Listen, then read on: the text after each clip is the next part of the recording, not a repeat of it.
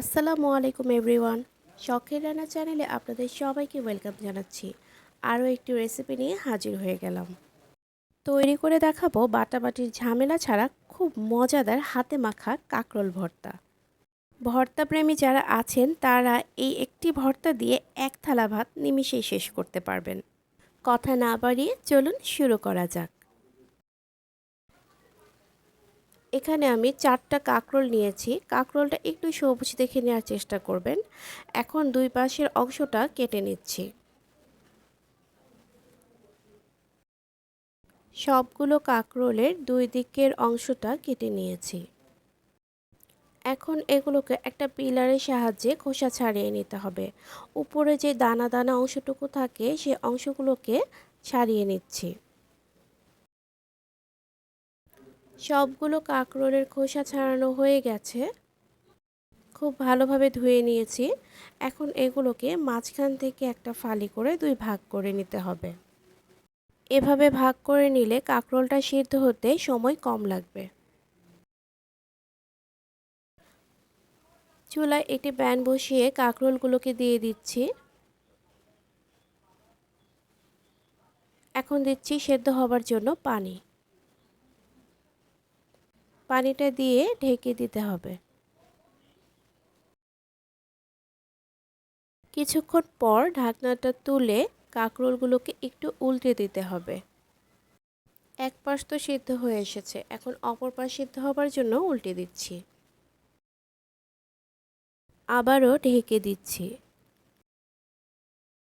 পানিটা সম্পূর্ণ শুকিয়ে গেছে। এখন একটা চামচ দিয়ে এভাবে চেক করে দেখতে হবে সিদ্ধ হয়েছে কিনা। সিদ্ধ হয়ে গেলে দিয়ে দিচ্ছি সামান্য একটু সরিষার তেল। তেলটা দিয়ে একটু ভেজে নিতে হবে। একটু পোড়া পোড়া করে ভাজলে কাঁকরোলের ভর্তাটা খেতে বেশি মজা লাগবে। চুলার ফ্লেমটা এ পর্যায়ে মিডিয়াম টু হাই থাকবে।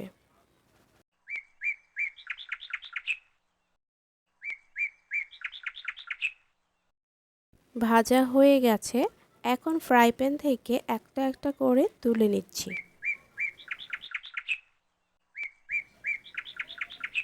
এখন এতে আরও কিছুটা সরিষার তেল দিয়ে দিচ্ছি। 4 থেকে 5টি রসুনের কোয়া আমি দুই ভাগ করে নিয়েছি। রসুনগুলোকে কিছুক্ষণ ভেজে নিতে হবে।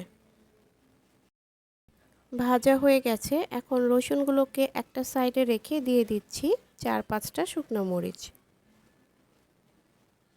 মরিচগুলোকে কিছুক্ষণ ভেজে রসুন আর মরিচকে একসাথে করে তুলে নিতে হবে।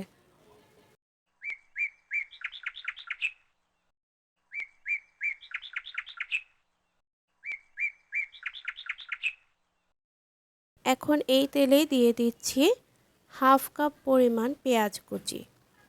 পেঁয়াজটা বেশিক্ষণ ভাজা যাবে না, কাঁচা গন্ধটা চলে গেলেই পেঁয়াজটাকে তুলে নেব। পেঁয়াজটাও ভাজা হয়ে গেছে। এখন এটা তুলে নিচ্ছি। এখন সব কিছুকে একত্রে মেখে নেওয়ার পালা। দিয়ে দিচ্ছি স্বাদমতো লবণ। লবণটা দিয়ে মরিচটাকে ভালোভাবে চটকে নিতে হবে। মরিচটা চটকানো হয়ে গেলে রসুনগুলোকেও চটকে নিচ্ছি।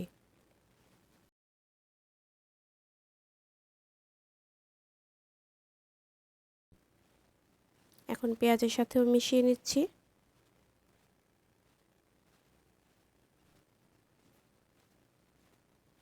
এই পাশ থেকে কাঁকরোলগুলোকেও চটকে নিতে হবে। কাঁকরোলে যদি কোনো শক্ত বিচি থাকে তাহলে বিচিটা ফেলে দিতে পারেন। আমার এখানে কোনো শক্ত বিচি নেই, সবগুলোই নরম।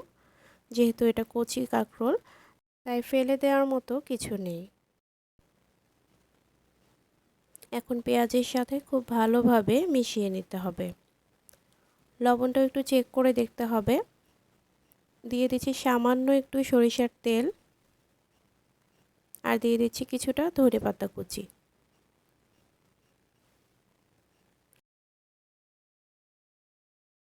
দেখলেন তো, খুব সহজেই তৈরি হয়ে গেল বাটাবাটির ঝামেলা ছাড়াই কাকরোল ভর্তা।